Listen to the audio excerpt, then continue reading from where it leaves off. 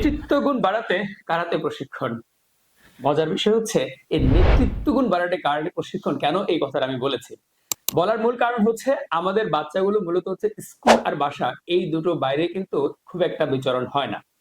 এখন এই নেতৃত্ব গুণটা এখানে আমরা কিভাবে আসে?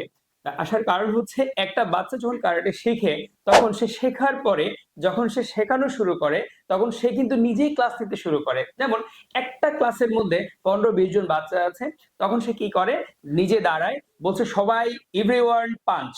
এই যে তার কমান্ডিং এর এতগুলো মানুষ দাঁড়িয়ে কিন্তু পাঞ্চ করছে, তখন তার মধ্যে অটোমেটিক্যালি কিন্তু নেতৃত্ব গুণ বাড়ছে। যদিও বা এই নেতৃত্ব গুণ কিন্তু কারাটে স্পেসিফিক ভাবে শেখা ব্যাপারটা তেমন নয়, এটা একটা সিস্টেমেটিক, এটা একটা প্রক্রিয়া। সে যখনই কারাটে শেখে সে জানে এই ক্লাসটা, এই ফ্রি হ্যান্ডটা তাকে আজকে থেকে 2 মাস পর, 3 মাস পর, 4 মাস পর তাকে কিন্তু করতে হবে। সুতরাং সে ওই জায়গাটা শিখতে পারে কিভাবে তার এই জড়তাটা সে দূর করবে এই প্র্যাকটিস করতে গিয়ে।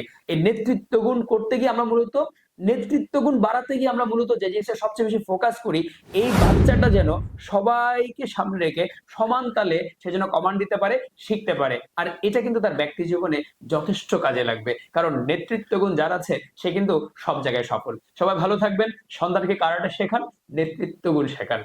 সবাই ভালো থাকুন। আসসালামু আলাইকুম।